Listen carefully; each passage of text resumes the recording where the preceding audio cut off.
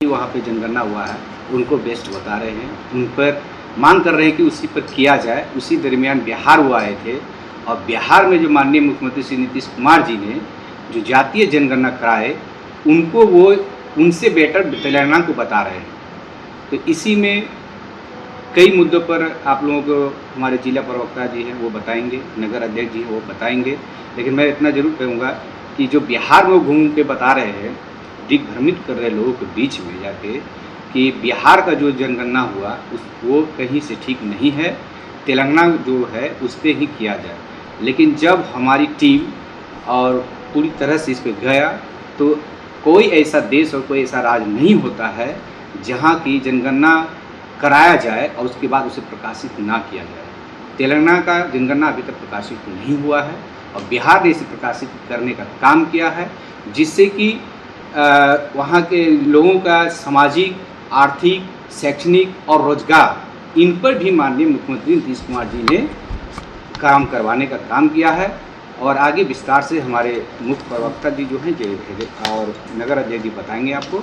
और हम चलते हैं नगर अध्यक्ष जी आपको विशेष तौर पर बताएंगे। सर्वप्रथम इस आयोजित प्रेस कॉन्फ्रेंस में प्रिंट मीडिया, इलेक्ट्रॉनिक मीडिया और सोशल मीडिया के पत्रकार बंधु और हमारे साथ इस प्रेस कॉन्फ्रेंस में मीडिया सेल के जिलाध्यक्ष भाई उदय सिंह जी, जिला के मुख्य प्रवक्ता इम्तियाज़ हैदर जी और हम लोगों के अभिभावक अति पिछड़ा प्रकोष्ठ के प्रदेश उपाध्यक्ष जो है सतीश ठाकुर जी, उनका भी मैं स्वागत करता हूं।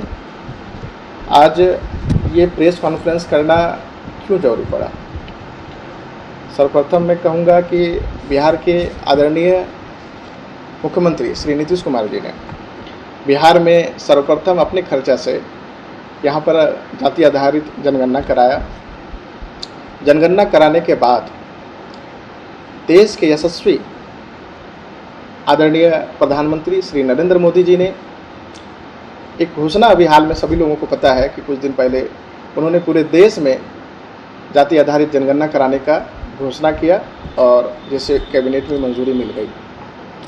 तो हमारे देश के जो राजकुमार हैं, चूँकि अभी जो एक इंडी गठबंधन है, इस गठबंधन के बड़े नेता, कांग्रेस के बड़े नेता जो 55 साल के युवा हैं, तथाकथित युवा हैं, उन्होंने पूरे देश में घूम घूम कर इस जनगणना के बारे में बहुत सारी भ्रम है वो लोगों के बीच में जाकर कर फैला रहे हैं और नाकाम कोशिश कर रहे हैं कि लोगों को इसके बीच में हम लोग इसको भड़काकर अलग अलग तरह का उनकी जो मंशा है वो नाकाम मंशा को पूरा कभी नहीं कर पाएंगे। इसको लेकर के वो मेहनत कर रहे हैं। इसी क्रम में अभी उनका दरभंगा भी आना हुआ था, तो पार्टी के मुख्य प्रवक्ता है, बाकी चीज़ कहेंगे। मैं कुछ चीज़ों पर कहूँगा कि जो उनका एक आरोप रहता है लगातार, हमारी आरटीआई सेल की टीम, जिले की टीम, सभी लोगों ने मेहनत करके लगातार पूरे देश में घूम घूम कर जो वो लोग भ्रम फैला रहे हैं उसका खंडन करने के लिए हम लोग यहाँ उपस्थित हुए हैं।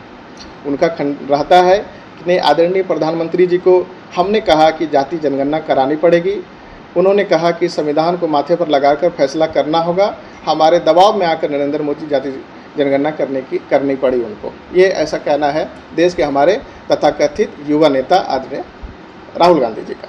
तो उसका जवाब हम लोग कह देते हैं आदरणीय राहुल जी कि जाति आधारित सर्वेक्षण सबसे पहले बिहार के एनडीए के नेता आदरणीय श्री नीतीश कुमार जी ने किया।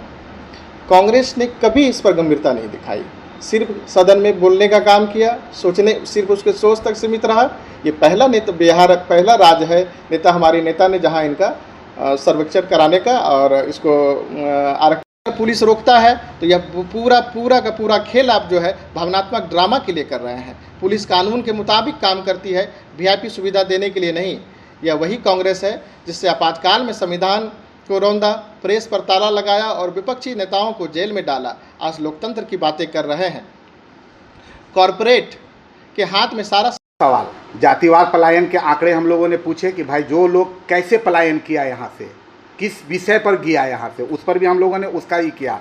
कोई शिक्षा के वजह से गया, स्वास्थ्य के लिए गया, रोजगार के वजह से गया है, संसाधन की स्थिति उजागर किया, जाति का वर्गीकरण, असमानता और स्पष्ट रूप से उजागर किया बिहार में।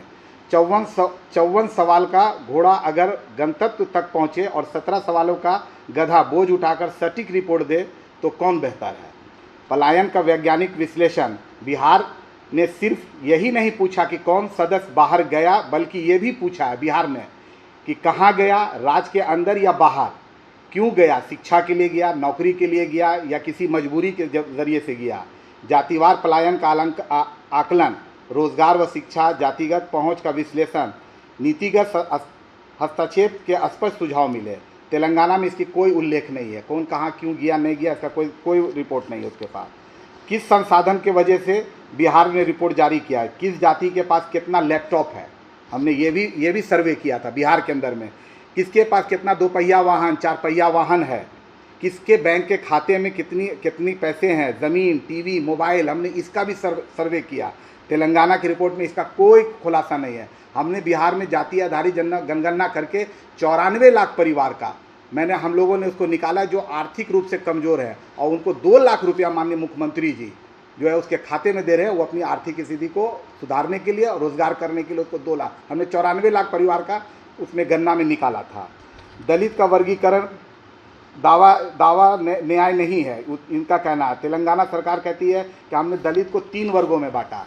ये तो क्योंकि पिछला रोटी खाए हुए हैं, ये आज बोल रहे हैं कि हमने 3 वर्ग में बांटा। 2007 में ही दलित और महादलित का वर्गीकरण कर लिया गया था बिहार में, 2007 ही में हम लोग कर चुके हैं इसका वर्ग। अगली योजनाएं शुरू की, उनके परिणाम भी लोग देख रहे हैं कि हमने 50% आरक्षण भी दिया महिलाओं को, और जो जिला परिषद चेयरमैन है उसका लोक सेवा पदाधिकारी जो है, जिसका डीएम जो है उसका जो है ये सेक्रेटरी होता है, जो प्रमुख है, जो दलित प्रमुख अगर किसी जगह में है, किसी जिला में है, किसी प्रखंड में है, तो उसका जो है बीडीओ उसका सेक्रेटरी हुआ करता है। ये हमने दलित के लिए काम किया है। तत्कालीन तेलंगाना का चरम में सर्वे खत्म। बिहार 2 चरणों में हम लोग किए, पहले घर की गिनती किए, फिर व्यक्ति की गिनती किए। आयोग 70 वर्ष परिधित और आयोग के द्वारा हम लोगों ने काम किया है। आयोग जनगणना आयोग के मान्यता के साथ हम लोग का प्रयास।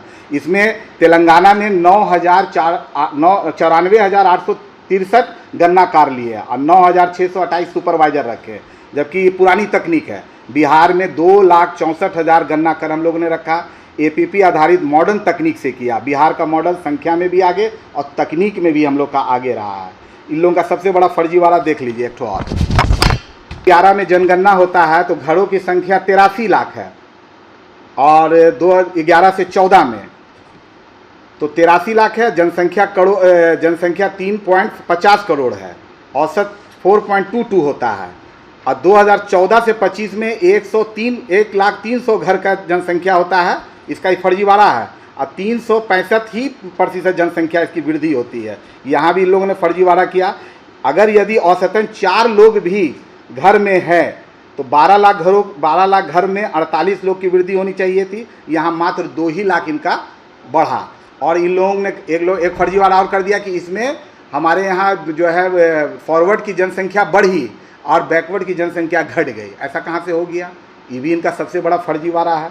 ये टोटल फर्जीवाड़ा को लेकर के जो कांग्रेस के राजकुमार हैं घूम रहे हैं और लगातार दिग्भ्रमित कर रहे हैं। इसी क्रम में वो दरभंगा आ गए और दरभंगा में जो है घूमते घूमते चले गए, वहाँ पीछे के रास्ते से पहुँच गया। पुलिस को बता रहे हैं, एक तो सीमावर्ती इलाका 100 किलोमीटर के अंदर में सीमावर्ती इलाका है, जिसके वजह से अभी भारत पाकिस्तान में तनाव का माहौल है, जिसके वजह से पुलिस ने सुरक्षा की वजह से और इनका टाउन हॉल में इनका प्रोग्राम था, जिन्होंने पर्चा भी इन्होंने कटवाया वहाँ का कि उसको प्रोग्राम वहाँ करना था। और प्रोग्राम को लेकर के वहाँ पहुँच गए, दलित समाज इसमें छात्रावास में पहुँच गया। अब किस अम्बेडकर छात्रावास में पहुँचे?